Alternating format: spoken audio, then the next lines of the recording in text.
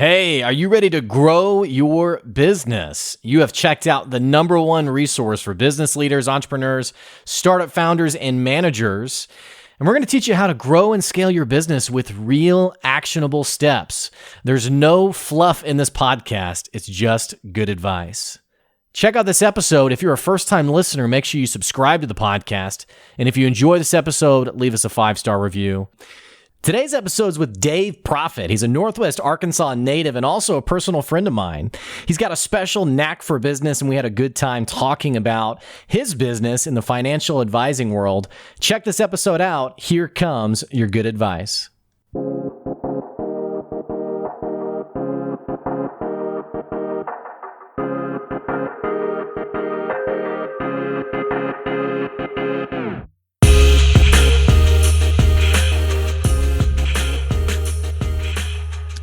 Hey, thanks for checking out another episode of the Good Advice Podcast. Sitting down with a personal friend of mine. I know I say that on every episode, but this guy actually is. Not that everyone else wasn't a personal friend, but this guy I've actually known for years and years and years. Actually, maybe even a decade. I'm not even quite sure. But sitting down with Dave Proffitt here of Northwest Arkansas. He's a financial advisor. He's amazing. He's relationship driven, which if you listen to any of my episodes, you know that that's exactly how I like to do business, and he's going to be sharing some of his insight here today. He also loves to host people. He's a mean chef. We might talk a little bit about that as well. Dave, I'm glad to have you here today. Glad to be here. Thanks for having me on, Blake. You know, as I was introing you and I was saying Dave Proffitt, it got me thinking about the, I don't know if you've heard the running joke about the Dave Matthews Band, where it's like the real fans call him Dave. Yeah. And so I was like, I just need to call you just Dave. Like we have Dave on the podcast. Yeah, that'll work. Just Dave. There's not enough Daves in this world, so I'll be one of them. Well, it's always the awkwardness of, is it David? Is it just Dave? Is it, which by the way, is Dave short for David for you? It is short for David. You know, the only people that call me David is my mother, and that's on a rare occasion. But, you know, it's what's on my business card is David. So I guess if it's friends, it's Dave. If it's professional, it's David. But, you know, I'll leave it up to anybody what they want to call me. Sure. Well, dude, it's great to have you on the podcast. Like I said in the intro, you know, you and I have known each other for forever. And, you know, for the listeners, Dave and I were talking about a little bit of our own professional journeys. And Dave, you just made a professional career switch, really, I guess, in the last couple of months. And I just thought, man, I got to get you on the podcast and get some of your own insight on business. I love what you said when you and I were talking before we started recording about how important relationships are with you. I feel the same way. I feel like in business, we really miss that angle. Tell me more about yourself. Tell me more about your approach to business and especially what you're doing now. Yeah, at every step along the way, I have always been instructed and eventually learned from myself that relationships ultimately will be the basis of your success or your failure, whether that's in sales and having a natural market to lean on, or the connection that you make with somebody whom you've never known. Your ability to create that relational fabric with somebody is going to be the glue. And that's not to say that market conditions or pricing cannot affect that eventually, but if you don't start with a relationship, you're never going to go that far and probably not have that much substance. Is that what you were kind of looking for? No, I just wanted to know kind of more what you thought about it. And it's kind of interesting when we talk about this because, you know, I feel exactly the same way. I feel like almost 90% of my time, I feel like is managing relationships, not in a negative way where I'm happy to do it, but I feel like I'm not always chasing the sale. It feels like often I'm actually just nurturing a relationship. You know, I'm calling someone I haven't talked to in a while. I'm grabbing coffee with someone. And then out of the outcome of those things, I've had business developed for myself. And what's strange to me is, and I'd love to get your perspective on this, it feels like there's two camps in the sales world, or really the business world. You have the side that's you or I, And it feels like for us, this is like so common sense. This is so bread and butter for how you do business. You have to build relationships. But then there's the other side, the other camp that, and I don't want to, I don't want to be so biased that I, really disenfranchise that side, but it's people who say, like, here's a great example. I had a guy who said, the people that I'm selling to are business owners and they don't have time for me to be their friend. They don't have time for me to call them and grab coffee. They don't have time. They have millions of other concerns. I'm here to provide a service. So I'm here to sell that service. And so that's all I'm interested in, is pushing that product and making that sale happen. And so, these are people who and not that they are anti-relationship, but relationship is an afterthought. It's, I'm running a business, I'm making sales. If you aren't ready to buy from me, I'm moving on to someone else and maybe I'll come back to you later. And these two perspectives really feel like they can't both coexist. It doesn't seem like. It seems like they're two totally different ideologies for business.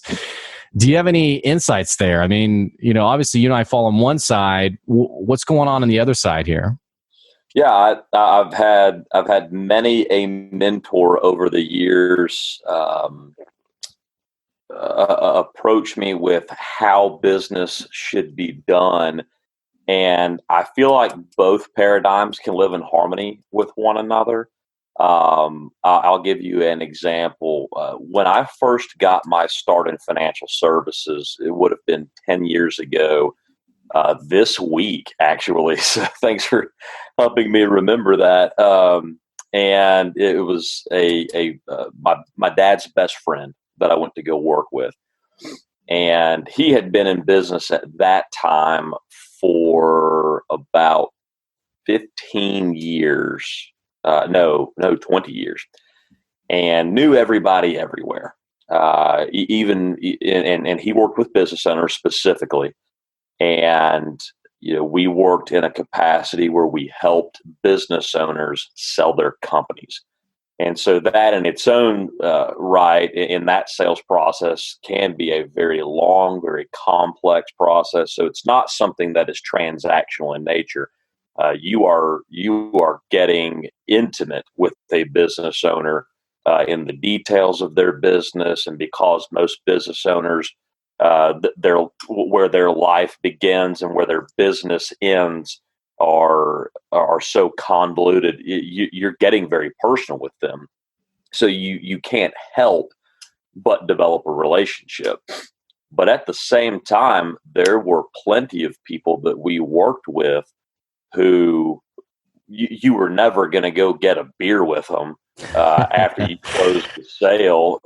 Depending on how the process went, you may have met the ultimate objective of getting their business sold. But I do remember at a couple of closings, they really didn't want to shake your hand much more than handing the pen back to you. And there were some hard feelings sometimes. It was a very emotional process. And so I'll put a bow on it and spit it out. Sometimes it would be a very difficult process to get going and work with somebody. And my mentor and company owner used an analogy, and he said there were two buzzards sitting in a tree, and one of them was sitting there saying, "Boy, I'm waiting on something to die so I can go eat it." And the other buzzard said, "Wait, patience, hell, I'm going to go kill something." And so you kind of live in that patience versus proactive world. And I think you got to have both. There are plenty of people I work with that they need a price on something. They need a demand-oriented service.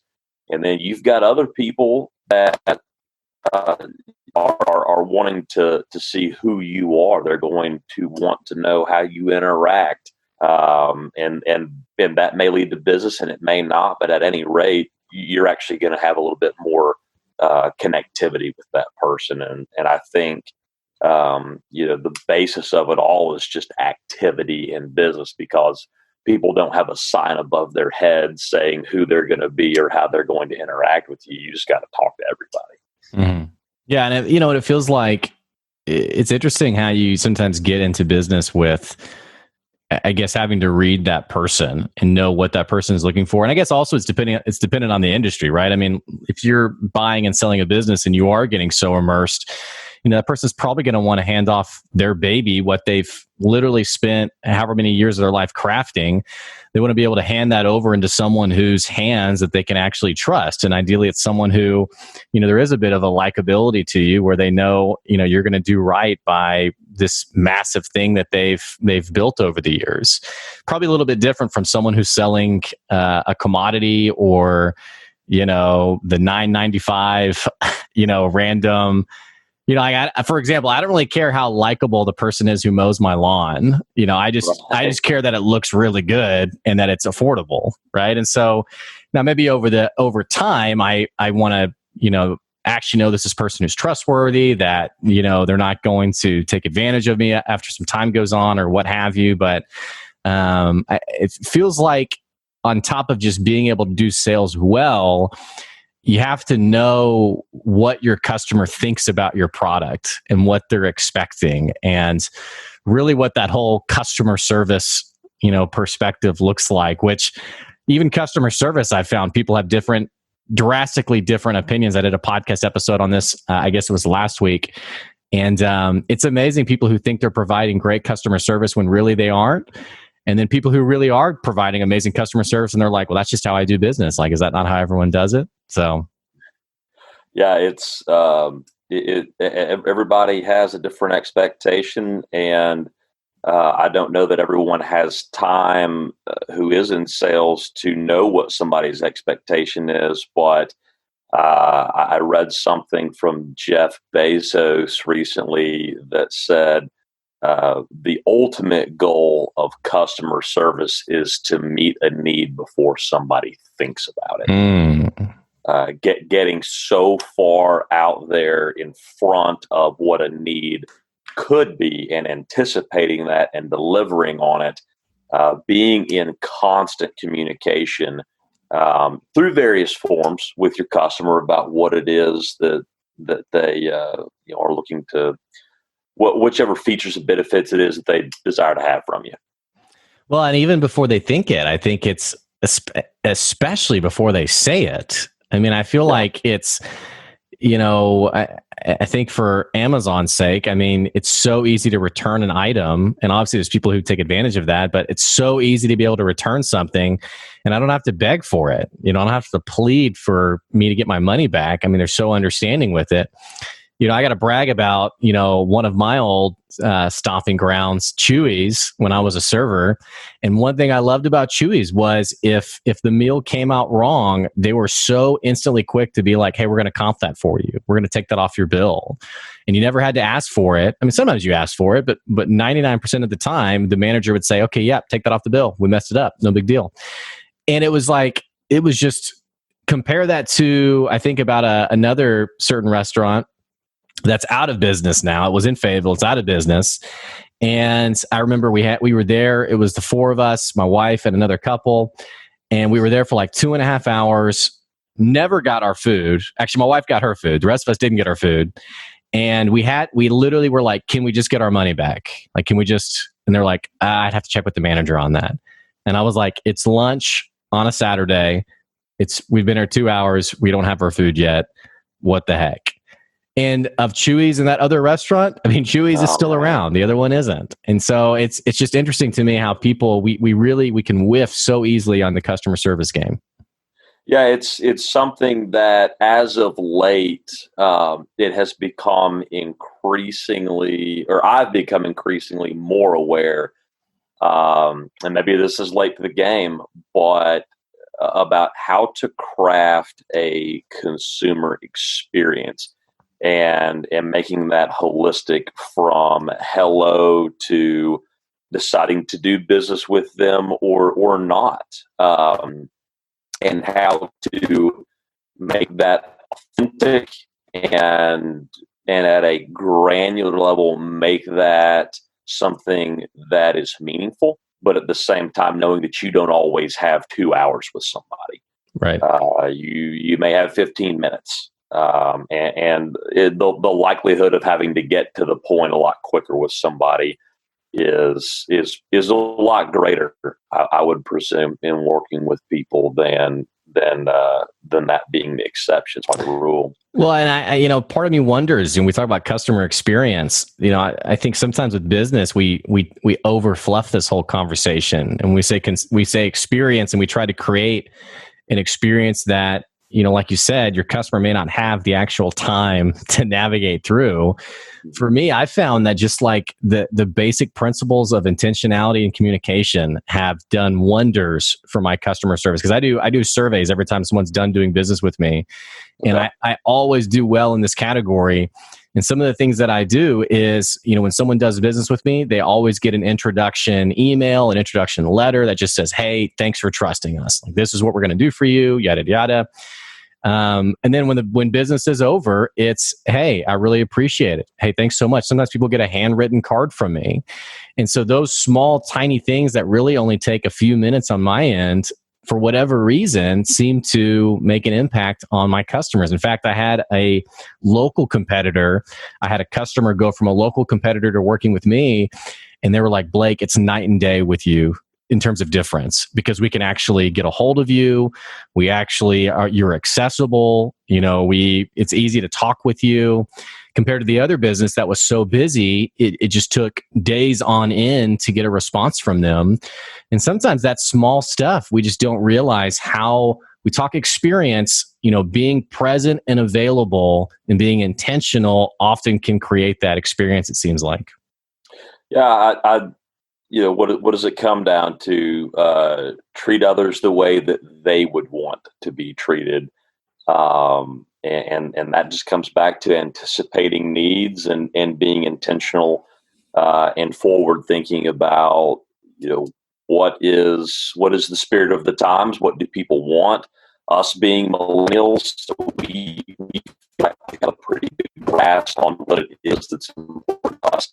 But the generation ahead and the one behind us, they interact completely differently. And in the marketplace today, where you could work with somebody who is 20 years old and coming up as a young professional influencer, to somebody who is quickly approaching retirement, you've got to wear a lot of hats. But I think there's a lot of core common attributes that people want out of working with a professional. And I think it just comes down at the end of the day to how much you care. If you don't care, you're not gonna portray those qualities in your business, and it's going to show. Well, and I love what you said, and your connection dropped just a little bit, so part of it was a little garbled. So for the listeners, you were talking about how we are millennials, loud and proud, and we are working with so many different generations. It can be someone I've had people I've talked to who are as young as 18 or 19 years old, and it could be, like you mentioned, someone who's approaching retirement age. Wearing those different hats, I think if you are willing to be a chameleon almost, it's that old Bible verse of being all things to all people. It's knowing who you're talking to and being able to speak their language a bit. I think that's important, as opposed to, I've known some people in business, especially sales, where there's a lot of ego, there's a lot of pride, and it's you beat to my drum, even though I'm the one taking your money. And it's backwards. It's totally backwards. And I don't know how well these businesses, especially now during COVID, I don't know how well those businesses are faring, but especially into the future, I don't know how much trust those businesses build with their people. Yeah. And by the way, Blake, can you hear me? Yeah, you're good now. Okay. It passed. Yeah. Yeah. There was a mentor that I got on a Zoom call with. He is based in California. And he said, just due to the business model that he has, they have picked up in 1 month, in March, they picked up 100 clients from other competitors, just because the other competitors were not set up to do business virtually. They were very much an in-person, and that's not wrong. But my goodness, if you're gonna watch customers walk out the door because you're used to them coming in the door, and now they no longer have the ability. And I'll be honest, I've never been a big adopter of technology. So the fact that I'm on a Zoom call, and have been for the past month, it's really opened my eyes to how the world wants to do business. But yeah, it's understandable how unanticipated disruptions that we currently have are going to make people better, or they're going to put them out of business. Yeah, and it's interesting. I think this is a time where really it's revealing the flaws in our business models, or really just our thinking. Like, it's amazing how many people in the last couple of months I've talked to who exactly what you've just said. They've said things like, well, I couldn't go virtual. Well, I can't go virtual because I'll lose the customer experience, or the, whatever it is in their mind that makes their business special. And ironically, they're now losing business to their competitors. I've gained some business only for the mere fact that I've been accessible online. That's been literally the only thing that I've been offering. Something else you've been saying a couple of times, you've mentioned a couple of mentors now. You seem like somebody, man, you seem hungry for personal growth and personal development. Yeah. It for me, it really comes down to, how have people said it? You do not have time to learn from your own mistakes. Great if you can. So many people get caught up in bad habits that they don't even make. They make the same mistake repeatedly and can't get out of their own way. So if it was good enough to just learn from their own mistakes, that'd be fine. But so few people are aware or care to learn from them. But that means something to me when I can have the opportunity, have somebody's ear who has built business, or built relationships for a living, or just done life well, who is willing to give. And one thing that I have learned is that if you are willing to search for something, you will be able to find it. And for me, what has always been most important is that connectivity to people who have been in my shoes before, and to seek them out, whether it is a one-off conversation or whether it is an ongoing part of my life. That's just always been something that I have gravitated towards. And I feel like that is unique. I don't know a lot of people my age who actively seek out those mentor opportunities or relationships, but it's always been something that has been very important to me, especially after college. But some of my best friends are people that I consider to be mentors. Some of them are older than my father, and everything in between. But as somebody explained to me one time, they said, the person that you're working with, I'm 35. The person you're working with has been 35 before, but you've never been 55 or 65. Sure. So take it with a grain of salt, but also take it that they've seen a thing or two, and humble yourself. And if there's something that you want to know from them, then seek that out. And so a little less okay boomer then. Oh yeah, that's never been my my look at things. That's an unfortunate. I like what you're saying though. I mean, you're talking about having and you nailed it. I think when you mentioned the self-awareness piece, because you talk about learning from your own mistakes, and people who get into this habitual state of making the same mistake over and over and over again, but yet being so ignorant to the fact that it's happening. I mean, yeah. I think that's incredibly prevalent, and I don't think we're immune to it. I know for a fact there must be toxic habits that I have, that I am stuck in, that I don't even see and may not even recognize till maybe someone points it out, or I or I find myself not in the place that I want to be 6 to 12 months down the road. And so I think that self-awareness piece of like, oh, wait, I am locked in a negative cycle. Dude, that's big, I think, for someone to pick up on, for sure. It's always served me well, and it's one of those things you don't know that it's happening to you until it's happening to you, or for you, rather. I tell people quite a bit. I've never worked a day of my life in the corporate world.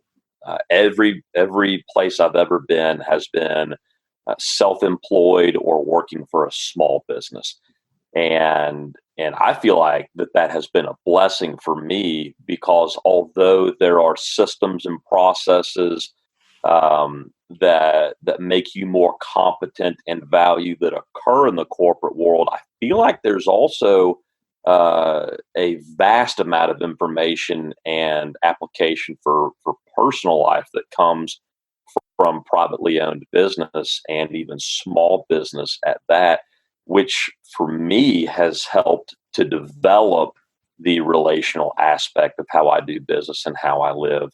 And also, fortunately, as far as a mentor aspect goes, most of those places that I have worked over the last 10 to 15 years have been for people who are established.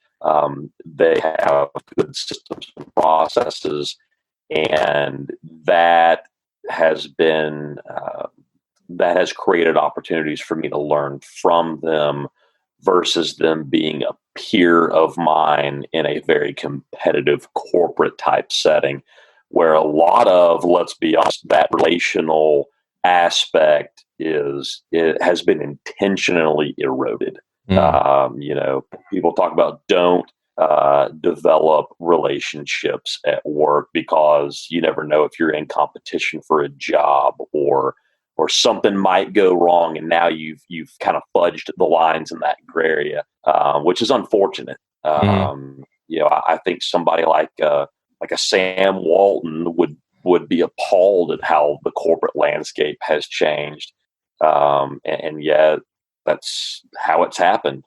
So for me, being in private business with established professionals has really developed a lot of that mentorship on its own that was unintentional, and certainly I didn't seek it out, especially not as a mid to late 20s person. But I've definitely seen the value of it over the years, and it's something that has really helped me get a grasp on the world around me, help develop self-awareness, and develop a skill set that is just quite a lot different than I think a lot of the people have. Mm-hmm. Yeah. No, it's great. Well, we are running out of time, Dave. Tell us, a little bit about your business, how people can stay connected to you, how they can reach out to you. What does that look like? Yeah. So I work for a firm by the name of Strategic Financial Partners. I am in Rogers, and we are a holistic financial services firm. We help people with their risk management, so their different kinds of insurance products. We also help them with money management, so whether it's a 401k or privately managed money, and then we also help with retirement strategies. So at every stage in life, we can help somebody with their financial picture and organizing their financial resources. I'm based in Rogers, and have been a lifelong resident of Northwest Arkansas. So if somebody would want to get a hold of me, I can certainly get that to them. But this has been a really great opportunity. I appreciate you having me on. Yeah. Dave, thanks for joining us today. I appreciate you, man. Absolutely. All the best to you, Blake. Yeah. For the listeners, I'll put Dave's email in the episode description so you can reach out to him if you'd like. And also, if you have not subscribed to the podcast, what the heck are you waiting on? You got to click that subscribe button. Make sure that you are following the podcast. Make sure you're promoting the podcast. Definitely give this episode a 5-star review, because Dave is amazing. Great guest. And as always, we'll be catching you later. Thanks for tuning in for some good advice. See ya.